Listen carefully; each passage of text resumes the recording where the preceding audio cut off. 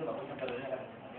Ya, bagus itu untuk dipakai pada teks yang bukan Al-Quran. Jadi sebenarnya ini metode pada awalnya metode ini kan bukan untuk Quran dan juga bukan untuk Bible. Untuk teks sastra dan sebagainya itu penting metode ini dan itu dipakai sampai sekarang.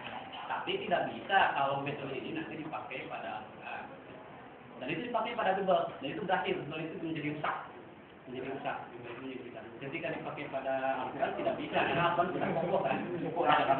Iya, Al-Quran tidak bisa diharmonikan karena Al-Quran sudah kokoh dan Al-Quran sudah ada tafsir, bagaimana tafsir nanti kedudukan tafsir bagaimana itu kan sudah para ulama sudah mengukuhkan itu sehingga itu tidak bisa ditembus oleh metode-metode yang lain.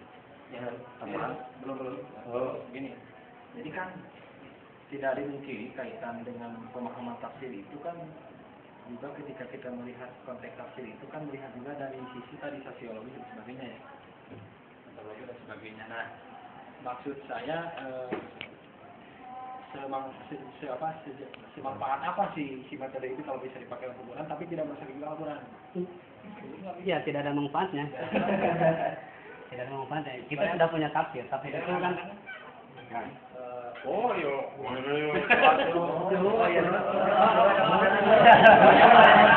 Kayak gini, maksudnya gini, karena ini pengalaman langsung di UIN ya, kebetulan karena belajar tafsir itu jadi profesor gitu.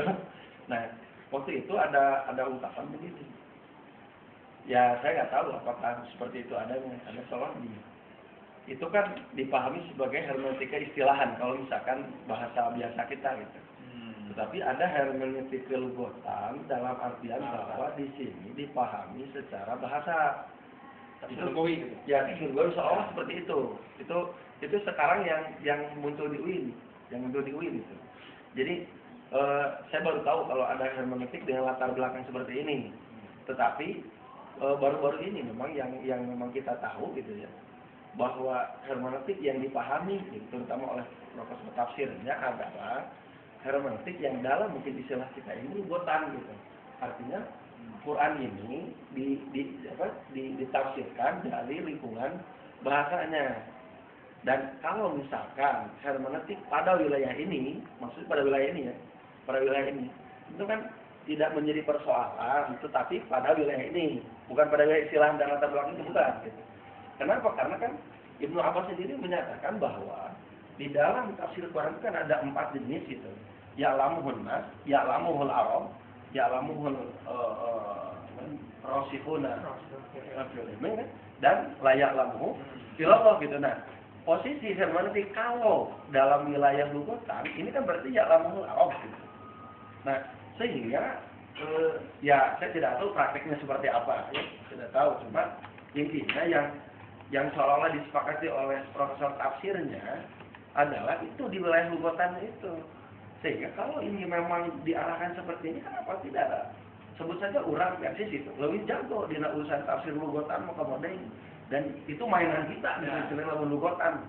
Kalau hermeneutik dipahami searah situ, makanya kan artinya di sini harus ada semacam pendalaman makna hermeneutik itu sendiri. Jadi bagaimana sih hermeneutik menurut semua? Idem gitu. Tadi dihubungkan dengan teks sastra gitu. Nah, kalau di dalam wilayah sastra, sebut saja sastra Arab gitu kan. Kita ini kan ada kritik sastra dan itu kan mainan bahasa gitu. Mainan bahasa. Quran didekati dengan bahasa gimana sisi masalahnya gitu. Mainan bahasanya ini gitu. Walau tentu kita punya kaidah sendiri di dalam wilayah bahasa. Tetap punya kaidah. Akan tetapi berbicara bahasanya itu sendiri kan tidak ada masalah. Kalau kita baca Arabi saja, itu mainan bahasanya luar biasa. Dan tafsir-tafsir lain gitu. Sepanjang tidak keluar dari kaidah-kaidah yang memang ditetapkan dalam sebut saja Ulumul Quran gitu. Tetapi kalau hermeneutik di luar ini bagaimana gitu. Dan katanya, ini katanya saya tidak tahu praktiknya. Ini yang dikembangkan di UIN menurut beliau. Nah, kemana kalau itu gitu. Kalau menurut saya begini, jadi kan hermeneutik itu satu kesatuan ya, jadi tidak bisa ketika hermeneutik itu bagaimana? Jadi hermeneutik itu kan nanti tidak sangat sangat ditentukan ya hermeneutik itu nanti ditentukan oleh tokoh-tokoh siapa sebenarnya yang musuh hermeneutik itu. Nanti kan ada banyak sekali teori hermeneutik itu. Terus yang dipakai hermeneutik mana itu saling berbeda ya nanti untuk jadi tidak bisa itu hanya dibahas saja karena nanti kan dipaksakan oleh teori yang lain kan seperti Wilhelm Dilthey itu kan di filologi kan bahkan kalau pada sekarang kan kalau kita kan rugutan Islam itu tidak ada dulu di mereka itu tidak ada hanya di kita makanya nanti kita kan punya Khalifah punya Lisanul Arab itu sangat sakti sekali terus kita itu sehingga nanti Al-Quran itu terjaga dengan rapi sehingga nanti di kawaid tafsir itu kan harus bisa dibedakan nanti apa yang tadi dikatakan oleh jadi itu kan seperti ada aturan mainnya dalam bahasa itu betul nanti ada poin tafsir untuk bagaimana cara menafsirkan bahasa sehingga nanti menafsirkan Islam seperti orang liberal itu tidak Islam itu kan menyerahkan diri jadi tidak perlu ada